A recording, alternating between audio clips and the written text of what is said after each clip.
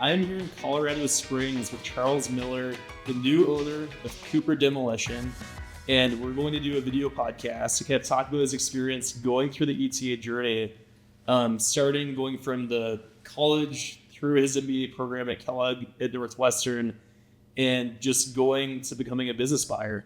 So Charles, great to be here with you in Colorado Springs. Yeah, welcome. Thanks for coming to visit us. It's been a while since we've last seen each other, so yeah, glad to have you here. Yeah, it's been some time. I think 5 months. I was here back in January for the Denver SMB ETA meetup. Yeah, it's great. It's actually pretty surprising how big of a ETA or SMB community there is out here in Colorado. So it's been really a warm welcome so far. It's honestly incredible. I mean, I'd say 1 in every 8 or 10 people I talk with on a Zoom, business buyers, people kind of early to mid stages in the process, seem like they're either in Colorado or somewhere near Denver. So it seems like there's a vibrant business buyer community here. Just to kind of kick things off here with questions. So let's get start in the early phases before you got into the ETA kind of business buying phase. So you went to college, you went to ASU, you're in a fraternity there, I know this. Any good stories being in a frat that you'd be fine sharing in the podcast? Honestly, as far as fraternity experience goes at ASU, I was pretty mild. What I loved about ASU is that there was something for everybody, right? So you can kind of tailor your experience to whatever you were looking for. If you wanted to hit the books, they had all the resources for that. But if you needed to let loose a little bit, they had that too. I definitely was more on the book side, I would say.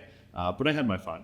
So you went from ASU, you got a master's degree in data analytics at ASU after you graduated with your bachelor's, and then you went to Kellogg at Northwestern. What made you decide to get an MBA, and why did you choose Northwestern?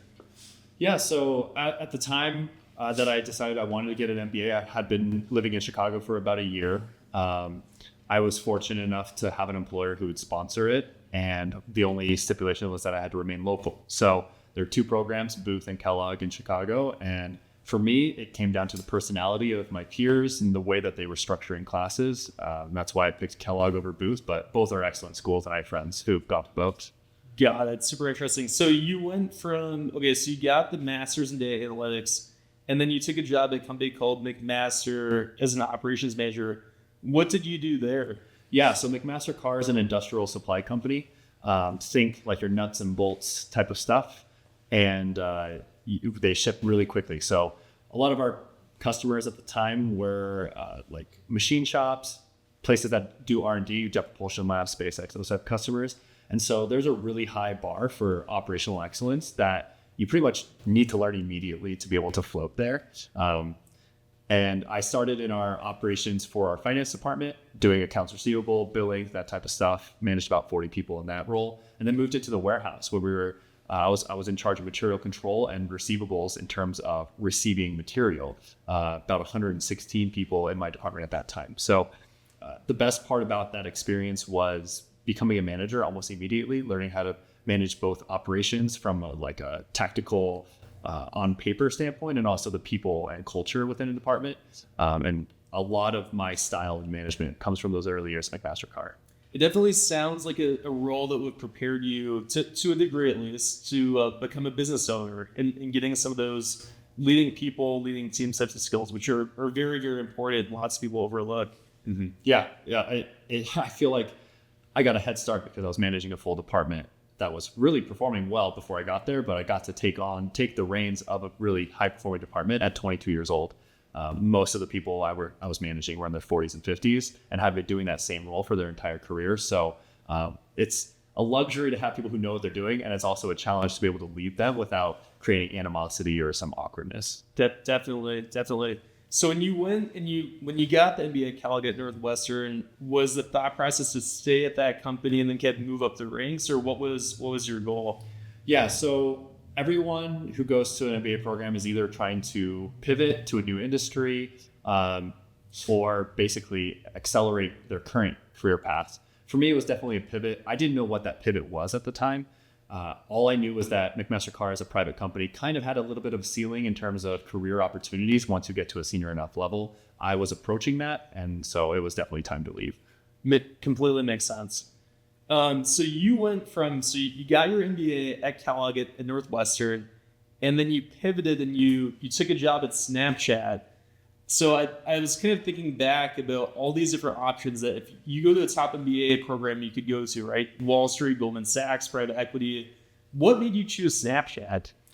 Yeah, it kind of came out of nowhere. What I will say is that my role at McMaster-Carr had evolved to being on the tech side, doing product management type work for the website, which was a large percentage of the revenue, building internal software tools. And so I definitely become more of a tech person than I started in my career.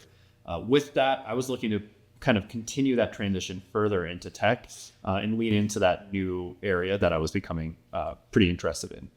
I had some friends at Snapchat who really had great things to say and who I had worked with on previous deals. I've done some real estate syndicates for them and they've yielded pretty good returns. So they had worked with me directly before and they were pretty senior at Snapchat. And so they actually kind of recruited me when they found out I was leaving my job or my MBA program. And they kind of swooped in at the last second when I was in the middle of interviews with a lot of other firms. Interesting. So had you not gotten to Snapchat, what other types of firms were you interviewing with at the time? What else were you considering? Yeah, a lot of the big tech places, right? So Meta would be like probably the most serious one that I was talking to. I was looking at some pretty interesting ideas with like the Expedia group to work on their websites, a couple insurance providers, Expedia as well for credit scores. So coming from McMaster-Carr, which is kind of a traditional 100-year-old business, and then turning them into a tech-first business allowed me to interview at both the high-tech firms and some of the more classic firms that are looking to become high-tech. And so it really was a whole gamut of different places that I really had not decided on the direction at that point. So you were part of the tech transformation at your previous employer, and you were kind of the cutting edge spearheading that, sounds like. Well, I think it would be unfair to say I was definitely the spearhead, but definitely I was involved with a team that was the spearhead. So things along the lines of implementing machine learning for the first time on a website that had hundreds of thousands of visitors, to automating full departments on the back end, right? We had the pandemic hit us at a certain point, and we had people who didn't have any work from home set up. And so we had to we decided to actually automate a full department and relocate them to work from home in different departments to kind of spread that labor around to help out, as opposed to just putting them at home with a Zoom call. So definitely a little bit of a scramble on some of those things. I wouldn't say I was necessarily spearheading things, but we were definitely, I would say, like the crack team that came in when something was really urgent to try to automate or fix using automation. Incredible. So what made you at what point in time, kind of in your journey, when you were at McMaster or at Kellogg, did you first catch wind of ETA, just the idea of buying a business and becoming a business owner through acquisition rather than starting a company? Yeah, I will say ETA in the sense that I actually executed in the end was not something that was on my radar at Kellogg even. I will say that I was looking a little bit more on the traditional private equity side, specifically in real estate. I had a class called Real Estate Entrepreneurship, which is all about syndicating real estate deals. That was really meaningful to me or impactful because I had already been doing it since 2018 with some single family residential homes in Columbus. So I thought that at the time I would go into more of a traditional private equity role and kind of formalize that experience into a real career.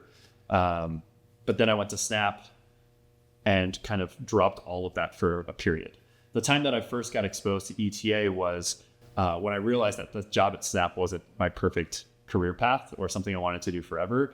And I really just needed to be introspective and think about what mattered to me. And in that research process, I came across ETA and I was like, okay, this is similar to what I've done before in terms of the financing of it and the real estate aspect of it. But it is something that's a little bit more operational, which leans into my direct experience in a professional setting. So I just felt more qualified to do this than just like buying real estate deals, if that makes sense. Completely makes sense. Now, before we jump and get talking about the deal and the company that you bought, Cooper Demolition, talk about what were you doing at Snap? Just specifically, I mean, Snapchat is, or I guess it's called Snap now. It's an interesting tech company. I have lots of siblings on it, and people always try to send me snaps. I typically ignore them. What did you do at Snapchat? Yeah, so Snapchat in itself is an app, right? I worked at Snap Lab, which is like a sister, I guess, kind of secretive lab Yeah. off to the side. And so Evan Spiegel, the founder and CEO, has this dream and vision of augmented reality wearables. So it's really a hardware lab. I did sign an NDA, so I can't talk too much about the direct work, but I was a technical program manager there, focusing on the software side and working on a product called Spectacles. Spectacles are basically sunglasses that are augmented reality. It's kind of similar to what you're seeing with the Vision Pro, although we would argue at Snap that the Apple Vision Pro is a totally different product that's like designed for sitting at home. It's mixed reality technically, whereas Spectacles is something that you're designed to wear outside, go on a hike, go shopping or something like that, just wear them like normal sunglasses. A little bit more about augmenting your actual life as opposed to changing your reality or escaping your reality. Does that make sense? Got it. So these spectacles are something that you might wear in downtown Colorado Springs, walking around with the coffee or walking your dog. Yeah. Whereas the Apple Vision Pros, you won't be caught dead walking around with them because you just look goofy. Yeah, well, I mean, there are some people who like that type of look, but yeah, I would agree. And the Apple Vision Pro is a lot heavier. It's designed for like movies. We would never watch a movie on spectacles, but what you might do is something along the lines of learn how to play piano or play laser tag with another person wearing it, and just something outside, something a little bit more social is the goal. And so what I did was I was a technical program manager for the software side, focusing on all the apps that we were building, all the back-end software to run the glasses. It's got a lot of computing power, so a lot of engineering goes into that. Interesting. So in preparing for this podcast, I was looking back through our communications to see the first time we connected. And I was going back through my DMs and emails, and I was trying to find the first message. And it looks like it was a DM end of May of last year on Twitter, which some people now call X, I still call Twitter. And you mentioned you were looking at a couple different targets that you wanted to run by me.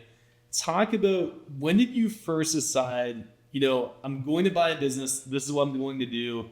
How far in advance was that before you reached out to me? When did that spark kind of light?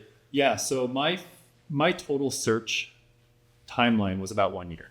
September of 2022 is when I first realized, my job is great. I love all my coworkers. I love the product I'm working on, and I'm still just not super fulfilled. And so I kind of forced myself to think about what I wanted in my career, what I wanted in my personal life. I had just gotten engaged. I really wanted to think, if I could have my cake and eat it too, what would that look like? Because it feels ridiculous, but I had reached a point where I had checked off all the goals that I had set for myself in like undergrad or coming out of college. And I was at my now what moment, right? And so in September, I realized that I wanted to prioritize having control over my own schedule. I wanted to also make good money doing it. And that's when I came across ETA and SMB acquisition in general. After that, I pretty much worked on just setting up a search. To jump in there to pause there for a second, how did you come across ETA? Was it the, buy then build, the HBR guide, Twitter? I don't know if you remember the specific thing. I don't remember like a single eureka moment, but I will say I am pretty active on Twitter. And I still definitely call it Twitter. And I think I just started getting into it might even be like the sweaty startup type of stuff showing up, right? Like Nick Huber, pulling back posts. Yeah, absolutely. And those are, I mean, honestly, they're some of the best content creators on Twitter just because of the formatting, and just the way that they're presenting their information. And I was able to ingest it really quickly. That, in addition to talking to a few of my professors at Kellogg who are VCs, I was also looking at VC at one point. It just kind of gave me this interest to dig into it. And then I really just went down a rabbit hole, to be honest. So I set up my own search parameters. I didn't really have a crazy thesis other than I did not want to be somewhere boring geographically. That makes sense. I'm from originally Arizona. So Arizona, Colorado, surrounding states were interesting. I have no experience with unions. So I avoided places like New York and California. Just really focused on things that were going to play to my strengths personally in that first, phase of the search. So you were engaged at the time you started searching, or were you married at the time you started searching? I was engaged about 2 months before. Engaged to get married. Had you talked with your now wife on the states, kind of specifically the geography? Hey, this is kind of where I'm thinking of buying, and what did that look like? Yeah, so I'm very lucky that I have a very understanding and supportive wife. Always helpful. Always very the most important thing, actually. Yeah. We were living in Chicago. we still love Chicago, but we were getting a little tired of the winters, both being from Arizona. So we did talk about like a short list. Our quick hit list included Arizona, I think North Carolina. She has some family out there. We really like the idea of being in Charlotte, and also Illinois, just for the fact that it's, you know, close by. What I found was that we had to have another conversation to expand that geography when I did not find a perfect fit immediately, and I might be a little impatient for saying that, but Yeah. as soon as I realized, you know, the volume isn't there for me to really find a perfect deal, we need to expand it. So that's when things like places like Colorado, Wisconsin, just because it was, you know, it'd be a doable. We could have been neighbors, Charles. We could have been. I did look at actually a garage door company in Madison at one point, but yeah, so it was at that point that we had that conversation as I had to expand my search just to find viable businesses. Got it. So let's pivot here and talk about this deal. So at some point in time, you found the listing for Cooper Demolition. July 2023. July 2023. And how did you find the deal? Was it biz buy, sell? Was it just canvassing different broker websites? What brought you to this specific business? Yeah, so I originally found a business, I think I was using Kumo at the time to kind of aggregate a lot of different listings. Yeah. I don't know if it was originally listed on Biz by Sell or anything like that, but through Kumo, I found a HVAC cleaning service company in Denver that looked really juicy. I mean, it was. I still kind of think about it, to be honest. It was a good deal.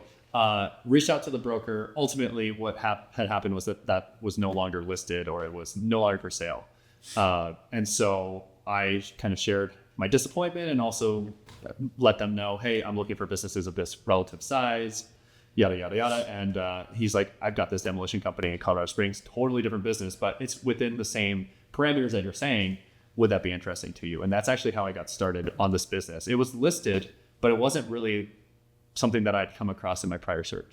See, so listing comes your way, you go through the sim, you can make heads or tails of what's in the sim, and then walk through what did your pre-LOI diligence look like as far as what did you ask for from the seller or from the broker to make heads or tails of the business? Yeah, so there were a few things I focused on. First were the P&L, the basic financial statements, right? Yeah. Paul, to his credit, did have some video interviews with the seller on his website, so I was able to watch those as well. There was about an hour's worth of videos, just various topics that they talked about. That covered a lot of my basic questions. And then it went into two things, looking at the market and kind of learning about the industry, just demolition in general, through my connections and friends who are in construction, and the second thing being actually talking directly to the seller. So I was fortunate to be able to talk to the seller multiple times before submitting an LOI. However, I also was aware of multiple other offers that were already submitted at that point, other LOIs. And so we had to move relatively quickly. And I was honestly just doing this all while I was working full time. So it was pretty hectic at that time. Now the pivot kept away from the deal and just get back to deciding to buy a demolition company. Mm-hmm. So coming from a office job, say background working at Snap Labs, what made you feel comfortable about buying a blue collar trade side business instead of trying to buy an accounting firm, engineering, or similar? Yeah, I think part of it is just a little bit of being naive, which is just the honest truth. Sometimes it's good to be naive. Yeah, sometimes it is. Other parts of it are actually going back to my very early days at MasterCard. That was a blue collar workforce in the warehouse. Now, granted, they were very well taken care of, and therefore it was a very elite blue collar workforce. But I felt like I was able to connect with them, manage them, and really have a great experience in that environment. And I kind of wanted to get just back into it, to be honest. The corporate tech side of things was definitely comfortable, but I was unfulfilled still. So I figured I would just kind of correct that by going into a totally different industry. You wanted to get out of the lab and you wanted to be turning the wrench. Yeah. Metaphorically speaking. Sure. So right before submitting the LOI, kept walk through at what point in time did you pull me in and kept getting the validation on the financing side, like, hey, the structure that you're planning to submit looks good, and kept, how did you think through that? Yeah, so that was a big moment for me because I felt like I had the know-how, I felt like I had the resume, wasn't so sure about like the net worth side because I just wasn't familiar with the requirements involved. So I'd seen you on Twitter multiple times, and I knew that for me personally, I wanted to lever the deal pretty drastically relative to the standard like 20%, 30% down type of structure. Mostly because I had a wedding coming up, or I just wrapped up a wedding actually at the point that we were talking, and I just needed to kind of recover, but I also didn't want to wait, if that made sense. Completely makes sense. So your content was very heavy on the full standby type stuff, especially at that time. I mean, now you're a little bit more all over the place. You can handle anything, but at that time you were really hitting hard on the full standby seller note, and using that as an equity piece for your deal. And that really appealed to me. And you were really the only person talking about that at the time.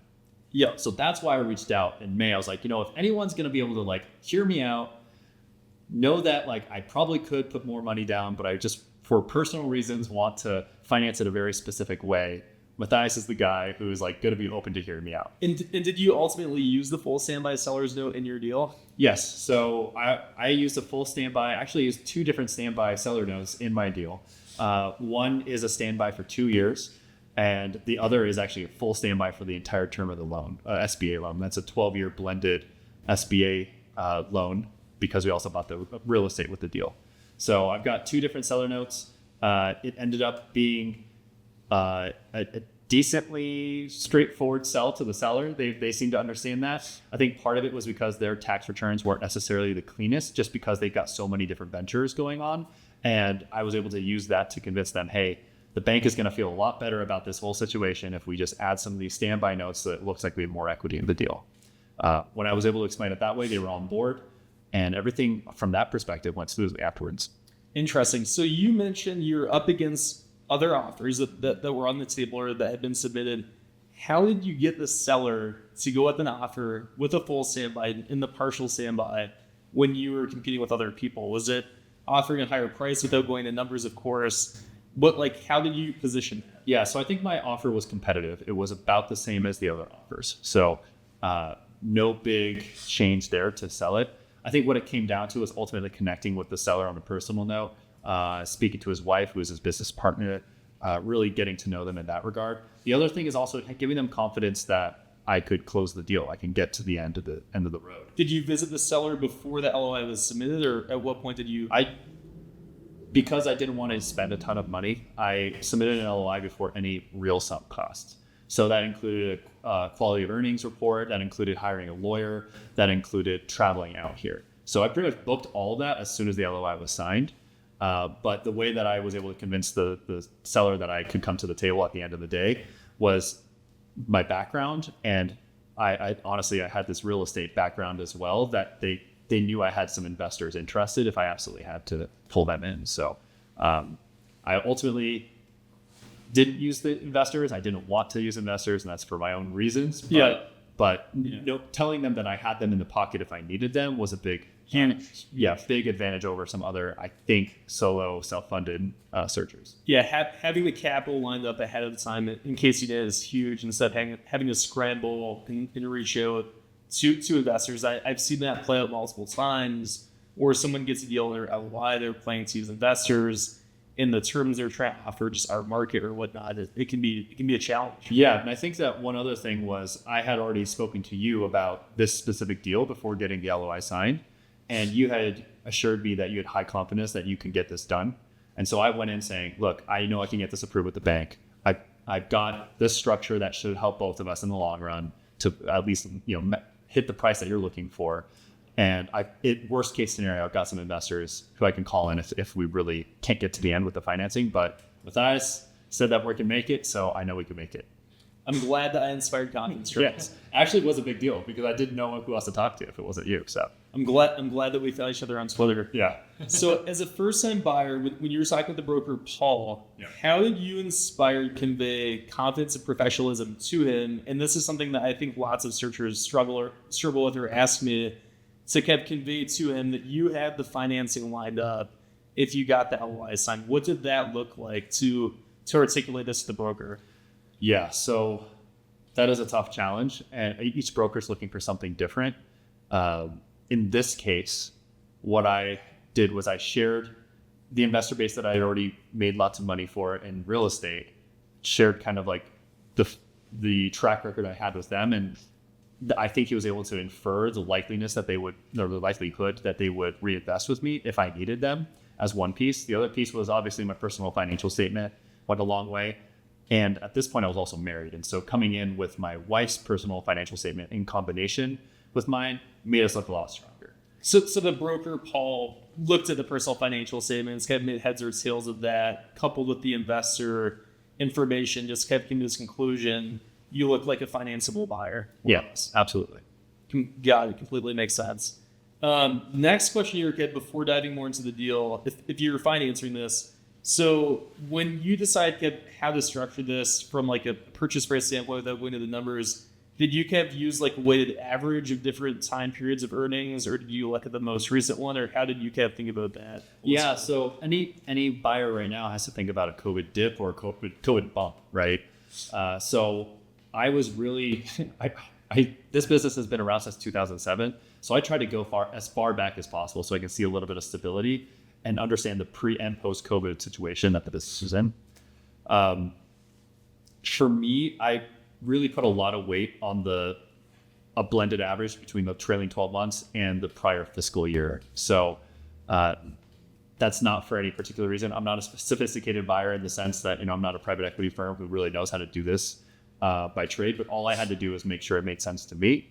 And that's what I made. Like as soon as I understood kind of like the COVID story, which was that there was definitely a dip, but then it came back. Yep. Then I just looked at the post-COVID, what that era looked like, and then trailing 12 months, blended a little bit with the prior fiscal year. There is seasonality in demolition and construction in general, so I tried to make sure that I was adjusting to take that into account. So taking kind of more of a holistic, nuanced approach, and taking into consideration, we had this thing called the pandemic that kept tapered business performance, but let's look at how things are now. Yeah, absolutely. Got it. So one question lots of buyers have when they look at deals is around net working capital. And do you get it from the bank, either as permanent working capital or as the SB Express line of credit, or do you ask the seller to leave working capital in the business? How did you approach that, or how did you think through that with your deal? Yeah, so this was the scariest part for me, right? I think net working capital needs vary by industry. And for me, I wasn't totally comfortable having not come from construction, what that should look like. There were four main things that we used for net working capital in this deal. The first was that the bank did include some of that on day one as part of the deal, as part of the financing. They also gave me a line of credit, express line of credit, which has been very valuable kind of going through winter months, which is slower in construction. The other thing is from the seller side, I asked them to leave behind some capital as well. So I both asked for them to leave money in a checking account and also for them to give me accounts receivable balance for about 90 days. The combination of those four things were what allowed us to continue to operate. I did not want to put more capital into the company on day one, after closing. Obviously, that's not a great feeling. And so that combination is really what I was able to use for net working capital. In terms of the time that I thought about it, we were looking pretty much at 90 to 120 days of net working capital. But again, that was scary for me, and I wasn't really sure how accurate that was at the time because I'm new to the industry. So that really was, if we're talking about risk in deals, that was a high risk part of the deal. And so something I would probably do differently if I was to do it over again. But hindsight's 2020. Hindsight's 2020. Can't beat yourself up. Yeah. And for some businesses, 90 to 120 days is plenty. For some, it's not. For some, it depends on the time of year. So that's just kind of how it is. Now, when it came to asking for the seller to include net working capital in the purchase price, sometimes I've found sellers look at it like you're giving them a lower purchase price optically because they're getting less cash at closing versus if there was no net working capital left in the business. How did you angle that or position that? Did you have any issues there? Yeah, definitely a sticking point in any deal, I think. For me, at first I tried the cliche, like you need gas in the tank to be able to operate and all this type of stuff. None of that was really landing. And so with that, I kind of shifted to say, look, the bank is requiring this much net working capital to finance the deal. And we were so close to the finish line at this point that they were like, okay, well, if the bank requires it, then we'll do it. And then after that, we talked about how much. Yeah. That was a different negotiation, right? So first we had to get to including net working capital. And then once it was included, I ultimately gave them two options. One was all cash. One was a blend of cash and accounts receivable. The all cash version was a discount versus the high accounts receivable version, just because I have to collect on it, right? Right, because you have to bear the risk that you might not get it. Exactly. They ultimately went with the blended version because they did not want to put as much cash back into the deal, and we were able to collect on that money, so it worked out. Sounds good. Now, kept pivoting here to talk about the financing process. Who was the SBA lender, and what was the bank that ultimately financed the deal? Yeah, so I worked with you pretty much exclusively once we first met, and then the actual bank was First Internet Bank of Indiana. Got it. And who was the lender at the time? The lender was Ben Woodward, and yeah, we went from LOI to closing in I think 75 days, something along those lines, in the middle of a potential government shutdown. So definitely a pretty sweaty end to the deal, but Ben pulled through. Crazy times. Trying to get the PLP number, the SBA loan approval pulled. It took moving mountains. I can't remember going back to that point in time. Yeah. From your perspective, Kev, with as much detail as you're fine sharing, what was it like going through the underwriting process? Just sort of a super high level, like not super granular, but just 30,000 foot overview. And was it comparable to like what you anticipated or expected, or was it more difficult? Yeah, I think from the bank's perspective, it was actually exactly what I expected. They have the requirements, their inputs that they need to underwrite to do their job, frankly. What I was surprised by was the lack of urgency or lack of cooperation from the seller side to get it done. A lot of the delay came from asking for something and then getting something that didn't really fit our needs for the bank to be able to do their processes. And so it's a lot of back and forth, just asking like, hey, can you provide this? Hey, can you try it again? Change it a little bit here, those types of things. If we had something along the lines of QuickBooks Online where my accountant could log in and print all of them, that would be great. But a lot of these small businesses are using things like QuickBooks Desktop, which are slightly different, and also you can't log in remotely. So that was really the main challenge, was dealing with the seller. In going through the underwriting process, did you find where you kept mostly working directly with the seller? Was the broker helping, or what's that look like? In this particular case, it was me working directly with the seller's wife. So again, a little bit different than working. The seller is the husband, and the wife did the books, but she wasn't necessarily part of the deal as an owner. And so I was kind of talking to him and then dealing with her for. So she was just getting more of the financials, numbers. She ran a ton of stuff on the back end, and so I ended up having a great relationship with her through this process and getting to know her pretty well, almost more than the seller himself, just because of this underwriting and closing checklist type process. Interesting, definitely a different dynamic than typical, but I mean every deal is so different, just how things work. Yeah.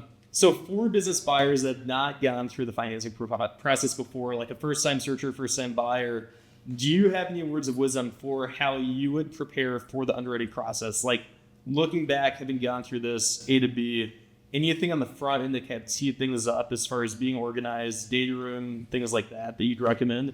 Yeah, I think that every seller you would hope has a good data room for your uses. I would recommend creating your own data room for what the bank is going to need from you, right? So that includes, if you have a spouse, collecting their W-2 information and putting in all your mortgage information if you have a house, or your pay stubs, driver's license pictures, all those types of things, because there are going to be delays in a deal. You just don't want them to be your fault. Yeah. So as long as you can minimize that pain, you're going to be a lot better off, and you can just focus on making sure the seller can provide their documents to you. Yep.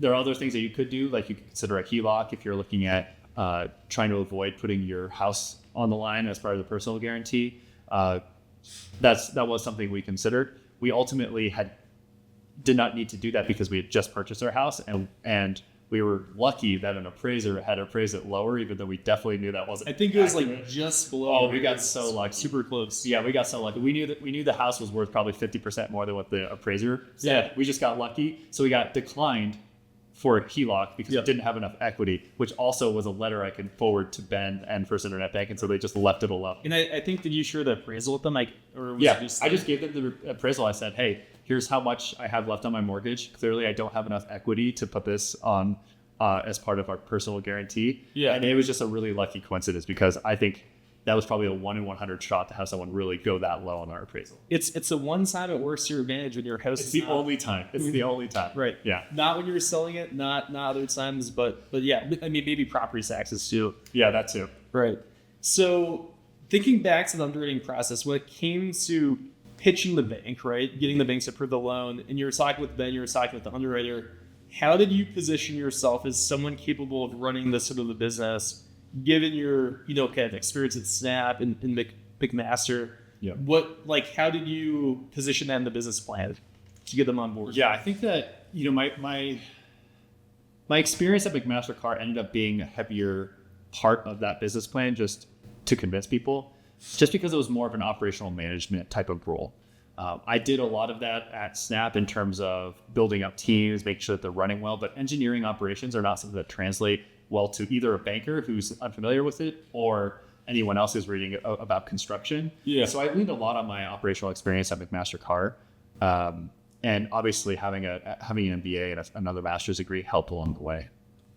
Completely makes sense, given the kid more transferable experience at Big Master. Yeah. So let's pivot here and talk about after you got approved and you're in the closing process with the bank.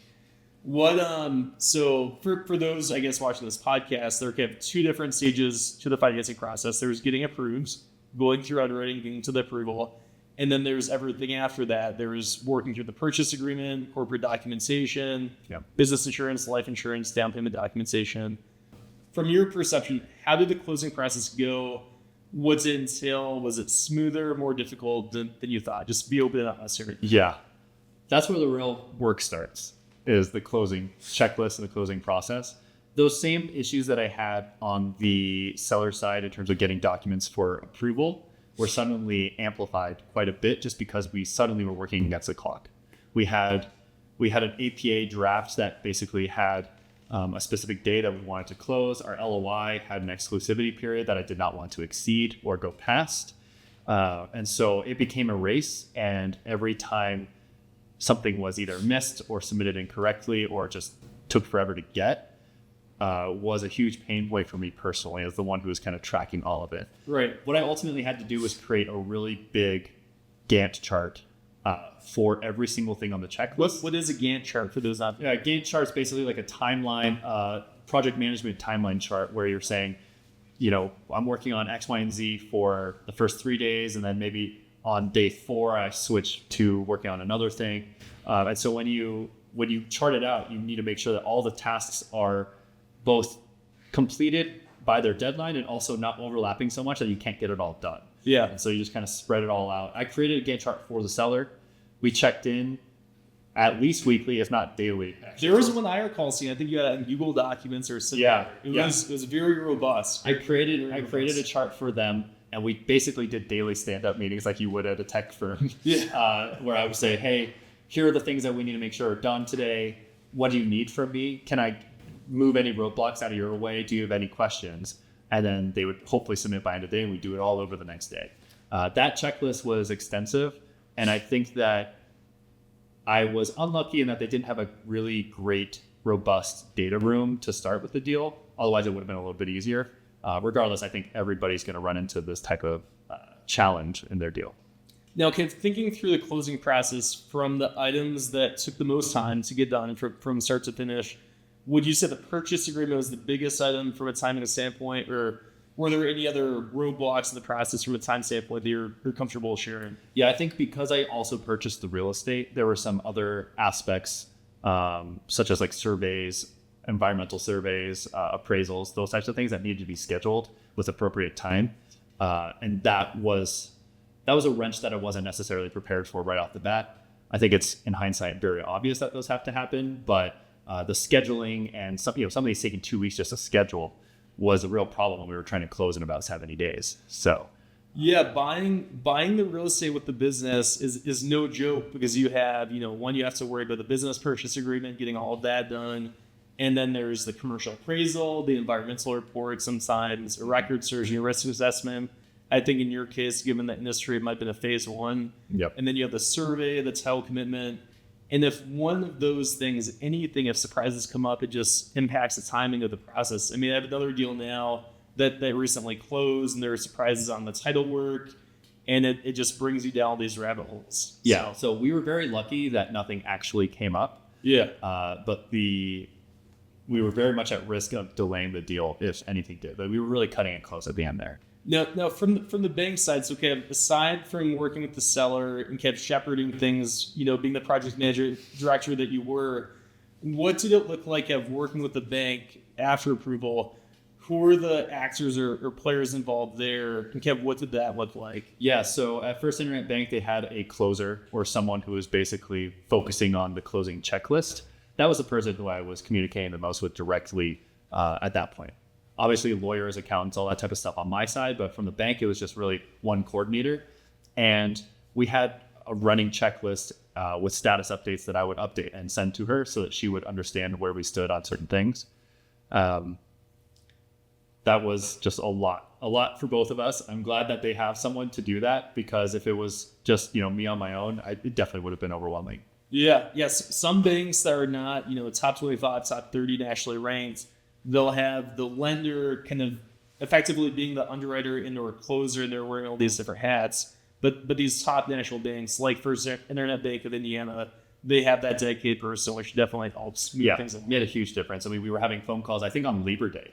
Wow. I was at a wedding stepping out. Wow. And having calls about, various insurance requirements and what needed to happen in the next, couple of days for us to be able to move forward with closing. Hopefully she was getting paid overtime. Yeah, well, hopefully for her sake. I think we sent her a few Starbucks gift cards, but other than that, it was really helpful to have someone like that. Sometimes you have to throw bribes with whatever moves things along. Yeah. So pivoting here, so you get the deal closed. From a time frame standpoint, start to finish, I think you said 77 days. Was it something? I don't remember the exact number, but it was between 70 and 75.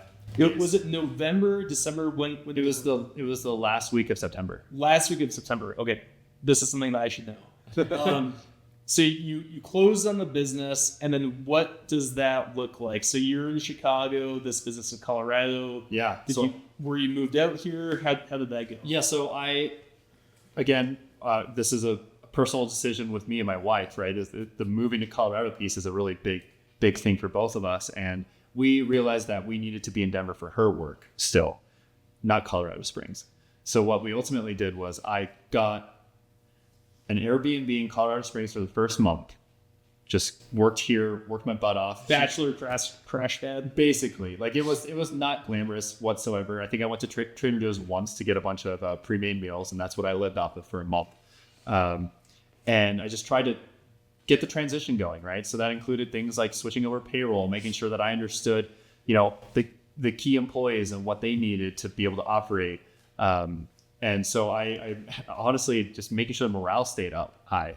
I was lucky in that people were really open to change. People were really open to a new opportunity and excited to grow.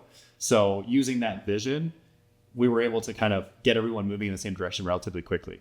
A month after that, my wife started coming out here so we could find a place, and we ended up finding a place in Denver. And so since that 1 month, I've not had to stay in Colorado Springs for work specifically, and I've been commuting from Denver ever since. Nice.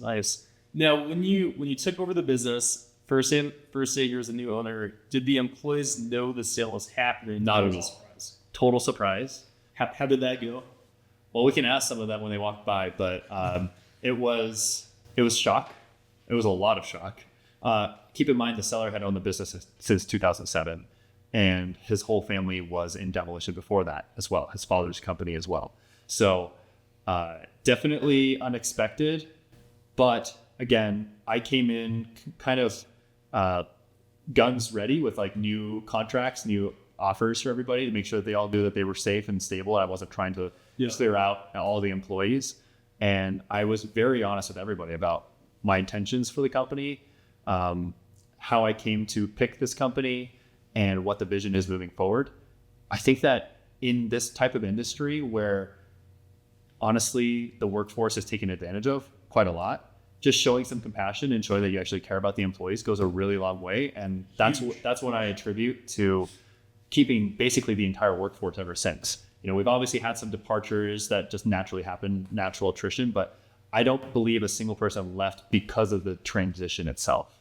Wow. So I'm very proud of that. That's something that I'm fortunate to have learned from experiences like at McMaster and at Snap about just building team culture. And we're not done yet. We're going to keep going. Yeah. I'm really excited about that piece. Had you needed to, were you kind of ready to take the approach like Elon Musk style at Tesla of sleeping, on the mattress in the office and like rallying the troops? Don't tempt me.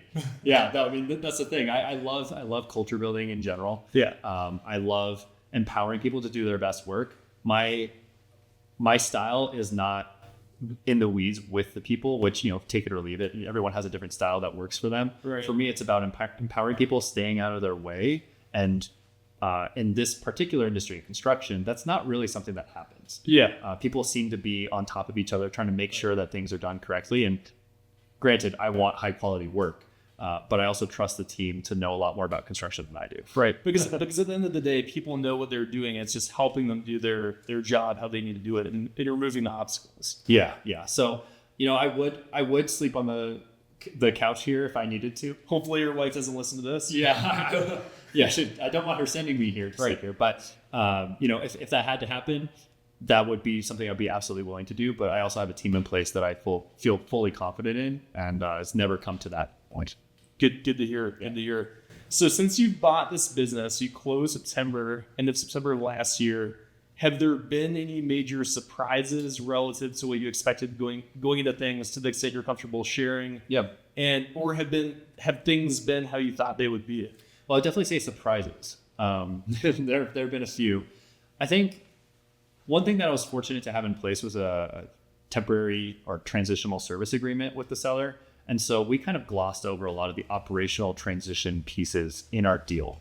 The idea was that over the subsequent year, we would slowly transition things like the security cameras or the water jug service, or, in our case, we also included his license, his wrecking license that you need to be an operating demolition company.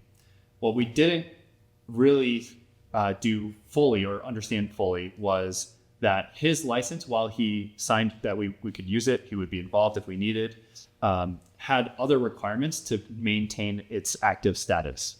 And I did not include those in my transition service agreement, just kind of blanket, yes, we can use your wrecking permit, right? So you just took him as a word effective? Yeah. What happened was the seller was like, okay, I don't need insurance anymore for this new entity or this old entity. And so he closed his policies, which were actually a prerequisite for his license being active. So as soon as those expired, his license was expired, and we were scrambling to be able to do our work and be able to pull permits because we just had this lapse in the active license. What did you do to solve for that? So ultimately, the seller came back. I mean, they understood that this was on them, and we were able to come to an agreement for them to just continue on their insurance policy as a prerequisite for the license. And we also, we now carry our own license. So we're redundant in that regard. And once his kind of falls off at the end of the year, we are already pulling permits with our other license. And so we made the adjustment. We just happened to, these permits take time, or these licenses take time. And there was a lapse, even though we had already applied for our own, there was this lapse where we were still depending on him. And it became suspended temporarily for a couple of weeks, which was a big panic for us. Wow, that sounds like not a fun situation to go through. I'm definitely glad that you're able to solve for it. Outside of that, how has the relationship been with the seller since closing overall? Good, bad, Kavaraki? I would say that we had a really great relationship in the middle of the deal proceedings, which was really important. Ever since, it's been a little bit at arm's length, mostly because we rebranded, we changed the company. We're trying to optically portray to our customers that we are changing how we're doing business. I fully respect how the seller ran the business, but my style is just a little bit different. And some of the things that we're focusing on are a little bit different. And so to avoid confusing the market, we are at arm's length in terms of, the seller's not coming in to give us advice every single day on how to run things. The transition period that I thought was going to be me working with the seller for 3 months post-close ended up only being about 2 weeks. Just because we realized that, we're trying to go in a slightly different direction, and this is actually confusing our customers. So we changed the name of the company to Cooper Demolition. At what point did that name change occur? Was that very shortly after? Or? It was about New Year. So 3 months in, once we felt like we were comfortable and could go out on our own. But that said, the seller and I still talk regularly. If I ever need advice, we go out for lunch. Technically in our TSI, I have it written in there that he is contracted to consult for us for a certain hourly rate. He's been very nice to not charge us for that advice. Sounds like a friendly seller. Yeah. And who's Cooper? Why is the company now called Cooper Demolition? Yeah. So Cooper is my dog. He comes to work with me almost every day except for today. Do you have Cooper in the payroll? I wish. I think that he probably deserves to be on the payroll, to be honest. His boost to morale is substantial. However, he's also cost the company money because he's gone to the ER or the pet ER a few times just for, eating some things off the floor that maybe aren't as dog friendly. So we made some adjustments to make sure he's safe moving forward, but I think he's still got to work his way back into net positive. It's always good to have a morale booster in the office. I've worked at banks that have had dogs in the office. It definitely spices up the day. Yeah. Just 2 more questions here, just to be cognizant of time, Charles. If you were to go back through the process again, what would you do differently from the onset, from finding the deal, just kind of A to B? Any words of wisdom? Yeah. There are 2 main pieces of wisdom that I like to give to searchers who reach out to me. For my deal specifically, the thing I would do differently is probably understand a little bit more of the intricacies for the industry specifically. I will say that I was a little overconfident on my ability to understand any industry at the drop of a hat. Call that just being arrogant from having an MBA or something along those lines. But I feel like I've also learned a ton. It's been super valuable to take that blank slate that was my experience and fill it with all this like different construction knowledge. So I would say that I would have been able to hit the ground running a little bit faster if I understood the intricacies of construction from the get-go. That said, I feel like I've caught up and I feel like we're moving forward, so it's all good. Yep. But that would be the one thing I would change. I feel like next time I'm back, I'm going to see you with the jackhammer. You could see me later with a jackhammer. We've got a few lying around here. But the other thing I do want to mention, the other piece of advice that I really want to share with people is, when you're looking at ETA in general, you're thinking about, a traditional search fund, you're thinking about a joint venture, having a partner, going solo, self-funded. The number one thing that I think that people tend to overlook is what that does for their lifestyle, what they actually care about in the deal. For a lot of people, it's just what can make me the most money. If it was what can make me the most money, I would not have done this deal. That's just straight up not the answer for me. I was lucky to have investors. I could have done a search fund. I could have done something way bigger. But what I really wanted was full control over my schedule, full control over my personal life if I needed it. And going the self-funded route allowed me to do that. You wanted to be CEO, not employee, just to clarify. Yeah, exactly. And I felt that having a search fund was just working for someone else. Being a private equity CEO. Exactly. Nothing wrong with that. Nothing wrong with it. And I think that's a great move for most people, to be honest. But for me personally, I felt like I was at a comfortable level where I wanted to focus more on my personal life. And so focusing on being self-funded led me to look at different deals, look at deals differently. And I think that that's a really important thing to know about yourself before you get started on the process. Super helpful, super insightful. Last question for you, Charles. What is your 5 to 10 year goal of where you'd like to take this company if things go well and go your way? Yeah, so again, a little bit non-traditional in that regard. My plan is to get Cooper Demolition to really grow and expand and be operationally excellent without my involvement within 2 years. I've already got a GM. I've got a great senior project manager. Things are moving forward, and I believe we're on track. The 5-year goal is for me to be at that point in the weeds with a second company while holding this one. I am not trying to sell. I'm not trying to do the traditional private equity. That's another thing. It's like I have freedom to do with the business what I want because I don't have a board to report to or investors to have a fiduciary responsibility toward, right? So I plan on having a diversified company portfolio, similarly to what you would do with either real estate or equities. Probably not construction based, to be honest. I would do something completely different. I have a background a little bit in e-commerce. I might look at something like that, or it might be home services or something in that nature. Something similar to Enduring Ventures or comparable. Absolutely. Yeah, and I think that I'm able to do that because I'm doing it for myself.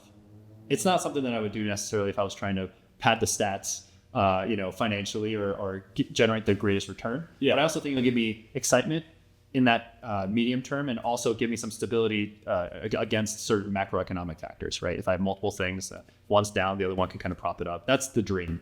So in 5 years, I hope to be neck deep in the next one, maybe a third. Yeah. And in 10 years, I plan to really have a portfolio that I can manage as a holding company.